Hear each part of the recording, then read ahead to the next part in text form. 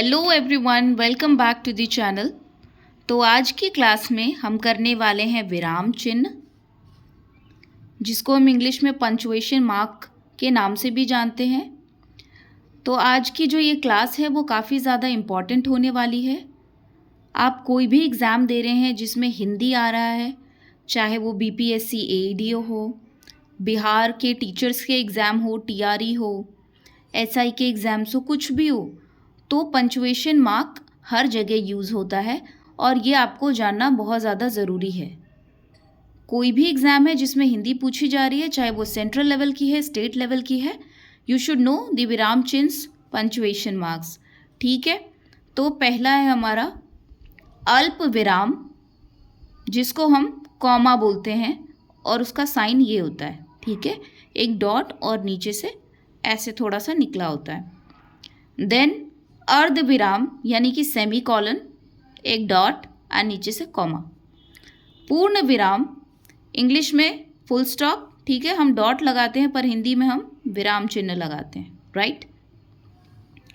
फिर नेक्स्ट है हमारा उप विराम यानी कोलन, डबल डॉट लगाते हैं।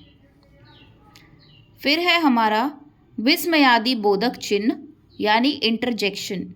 कभी भी हम सरप्राइज शो कर रहे होते हैं या शॉक में होते हैं, ग्रीफ शो कर रहे होते हैं या काफ़ी ज़्यादा हैप्पी होते हैं, तो हम क्या लगाते हैं, इंटरजेक्शन का साइन लगाते हैं, जिसको हम विस्मयादि बोधक चिन्ह बोलते हैं। एंड ये उल्टी आई साइन होती है। देन वी आर हैविंग प्रश्नवाचक चिन्ह which is known as question mark. प्रश्नवाचक चिन्ह जिसको क्वेश्चन मार्क बोलते हैं और वो इस तरीके से साइन होता है, इसका चिन्ह होता है।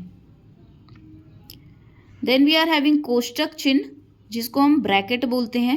इसके काफ़ी सारे टाइप्स होते हैं, कर्ली ब्रैकेट, स्मॉल ब्रैकेट। योजक चिन्ह, योजक चिन्ह यानी कि हाइफन, ये जो छोटा सा डैश होता है दो वर्ड्स के बीच में जब हम लिखते हैं, जैसे बाय बाय बीच में डैश लगा दिया, भाई बहन बीच में डैश लगा दिया, माता पिता बीच में डैश लगा दिया, उसको हाइफन बोलते हैं। ओके, नेक्स्ट उद्धरण चिन्ह यानी इन्वर्टेड कॉमाज। ठीक है, इन्वर्टेड कॉमा, ये है डबल इन्वर्टेड कॉमा, ये हमारा सिंगल इन्वर्टेड कॉमा। किसी भी चीज़ को हम कोट के अंदर लिखना चाहते हैं, कोटेशन मार्क लगाते हैं, उसी को हम इन्वर्टेड कॉमाज बोलते हैं।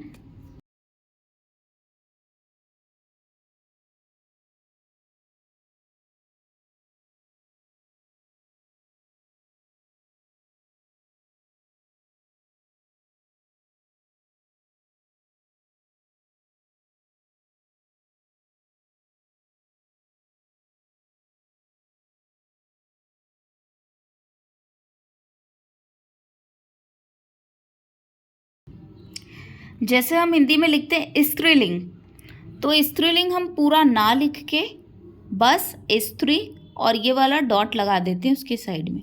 पुल्लिंग पूरा पुल्लिंग ना लिख के पू लिख के और अगर हम ये डॉट लगाते हैं तो हम समझ जाते हैं ऑटोमेटिकली कि ये कौन सा वर्ड है।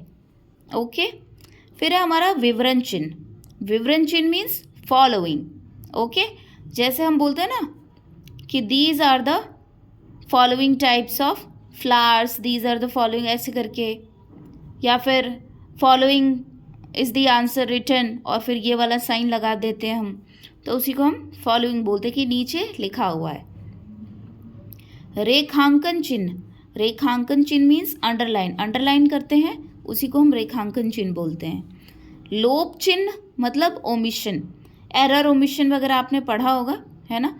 ये डॉट डॉट डॉट कोई चीज़ लिख दिया, डॉट डॉट डॉट मतलब वो कंटिन्यूएशन में चल रही है। पुनरुक्ति सूचक चिन्ह, पुनरुक्ति सूचक चिन्ह मीन्स रिपीट पॉइंटर। ठीक है, अगर मान लो कि ऊपर मैंने लिखा है 100 रुपीज़ और मैंने अगर उसके नीचे ये वाला साइन लगा दिया रिपीट पॉइंटर का, मतलब नीचे का जो भी चीज़ है वो भी 100 का है, एक और लगा दिया मतलब वो भी 100 का है, ऐसे। हंस पद, हंस पद का होता है ऑब्लिवियन साइन, ऊपर ये वाला ऑब्लिवियन साइन लगाते हैं ना, ये हम पावर वगैरह को डिनोट करने के लिए लगाते हैं, जैसे 2 to the power 4, 6 to the power 2, तो हम पावर के साइड में क्या लगा देते हैं, ये लगा देते हैं 6 और फिर ये वाला साइन उसके बाद 2 यानी 6 to the power 2।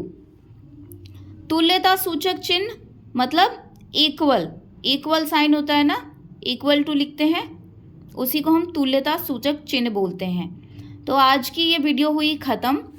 If you find this video helpful तो do like, share and subscribe to the channel. और आप वीडियोस को आराम से देखिए, जहाँ समझ नहीं आ रहा है यू कैन पॉज इट। और ये काफ़ी ज़्यादा इम्पॉर्टेंट है। अगर आप कुछ भी पढ़ रहे हैं, कोई भी टॉपिक पढ़ रहे हैं हिंदी का, तो सबसे पहले आपको ये चिन्ह जो है, विराम चिन्ह जितने भी हैं, ये आपको पता होना चाहिए। अल्प विराम, अर्ध विराम, पूर्ण विराम, कोई भी चीज़ है आपको साइन पता होना चाहिए कि किसी भी सेंटेंस में, पैराग्राफ में कहाँ पे कौन सा साइन लगता है और किसका मतलब क्या होता है। इंग्लिश में सब